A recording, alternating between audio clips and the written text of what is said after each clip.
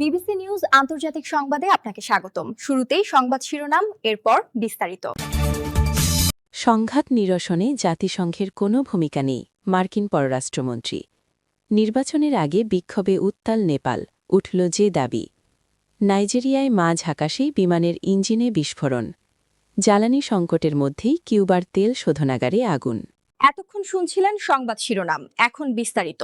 আপনি যদি মুসলিমদের পাশে থাকতে চান তাহলে ভিডিওতে লাইক করে চ্যানেলটি অবশ্যই সাবস্ক্রাইব করে দিবেন এবং কমেন্টে জানিয়ে দিবেন আপনার মূল্যবান মতামত। এখন বিস্তারিত। সংঘাত নিরসনে জাতিসংঘের কোনো ভূমিকা নেই, মার্কিন পররাষ্ট্রমন্ত্রী।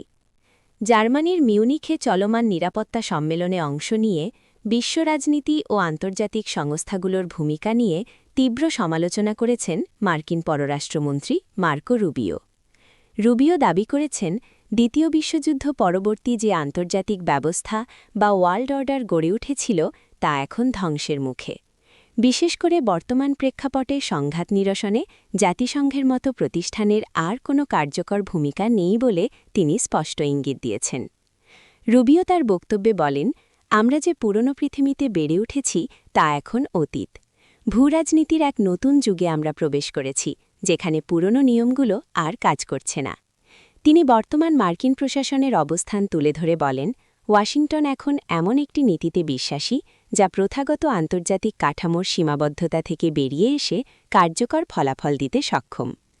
মিউনিক সিকিউরিটি রিপোর্টেও এই পরিস্থিতিকে ধ্বংসের রাজনীতি হিসেবে অভিহিত করা হয়েছে, যেখানে সংস্কারের চেয়ে পুরনো ব্যবস্থার বিলোপকেই প্রাধান্য দেওয়া হচ্ছে। নির্বাচনের আগে বিক্ষোভে উত্তাল নেপাল, উঠল যে দাবি।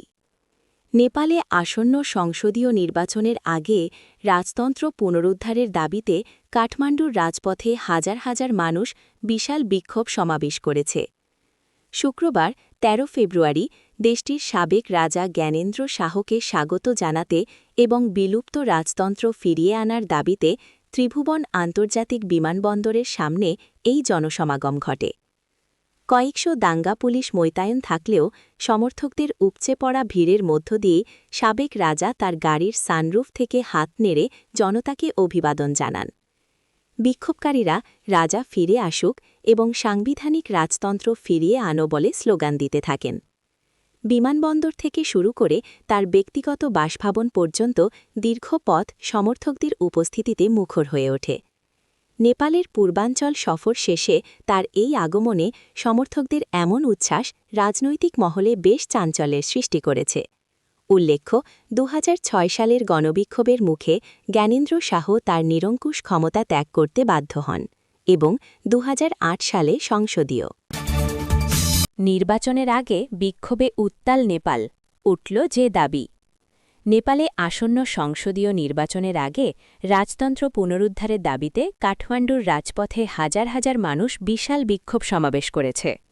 শুক্রবার ১৩ ফেব্রুয়ারি দেশটির সাবেক রাজা জ্ঞানেন্দ্র শাহকে স্বাগত জানাতে এবং বিলুপ্ত রাজতন্ত্র ফিরিয়ে আনার দাবিতে ত্রিভুবন আন্তর্জাতিক বিমানবন্দরের সামনে এই জনসমাগম ঘটে।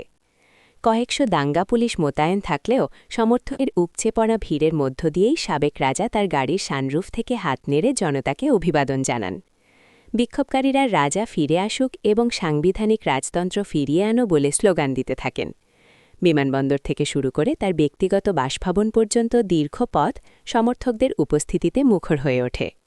নেপালের পূর্বাঞ্চল সফর শেষে তার এই আগমনে সমর্থকদের এমন উচ্ছ্বাস রাজনৈতিক মহলে বেশ চাঞ্চল্যের সৃষ্টি করেছে। উল্লেখ্য, ২০০৬ সালের গণবিক্ষোভের মুখে জ্ঞানেন্দ্র শাহ তা নিরঙ্কুশ ক্ষমতা ত্যাগ করতে বাধ্য হন এবং ২০০৮ সালে সংসদে জ্বালানি সংকটের মধ্যেই কিউবার তেল শোধনাগারে আগুন।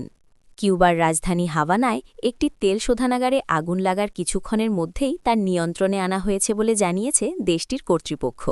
শুক্রবার ১৩ ফেব্রুয়ারি হাভানার নিকো লোপেজ শোধনাগার থেকে গাঢ় কালো ধোঁয়া বের হতে দেখা গেছে। ব্রিটিশ সংবাদমাধ্যম বিবিসি জানায়, কমিউনিস্ট পার্টি শাসিত দ্বীপদেশটি যখন তীব্র জ্বালানি সংকটে ভুগছে তখনই অগ্নিকাণ্ডের ঘটনা ঘটল। খবরে বলা হয়, কিউবার জ্বালানিমন্ত্রী এক্সে দেওয়া এক পোস্টে জানিয়েছেন কেউ হতাহত হয়নি এবং অগ্নিকাণ্ডের ঘটনায় তদন্ত শুরু হয়েছে। যেখানেই অগ্নিকাণ্ডের এই ঘটনা ঘটেছে তার কাছেই হাভানা বেতে দুটি তেলবাহী ট্যাঙ্কার নোঙর করা অবস্থায় ছিল। যুক্তরাষ্ট্রের চাপে কিউবায় ভেনেজুয়েলা থেকে তেল যাওয়া বন্ধ হয়ে যাওয়ার পর থেকে দ্বীপদেশটিতে জ্বালানি সংকট তীব্র আকার ধারণ করেছে। গত মাসের শুরুতে মার্কিন সেনারা সাবেক প্রেসিডেন্ট নিকোলাস মাদুরোকে রাজধানী কারাকাস থেকে অপহরণ করে যুক্তরাষ্ট্র নিয়ে যাওয়ার আগ পর্যন্ত ভেনেজুয়েলা প্রতিদিন কিউবায় গড়ে ৩৫,০০০ ব্যারেল তেল পাঠাত বলে ধারণা করা হয়। যুক্তরাষ্ট্র ভেনেজুয়েলার তেলের ট্যাঙ্কারও জব্দ করছে, যা কিউবায় জ্বালানি সরবরাহের সুযোগ আরও কমিয়ে দিয়েছে। যেসব দেশ কিউবায় তেল বেচবে তাদের উপর নতুন নিষেধাজ্ঞা জারিরও হুমকি দিয়েছে ওয়াশিংটন।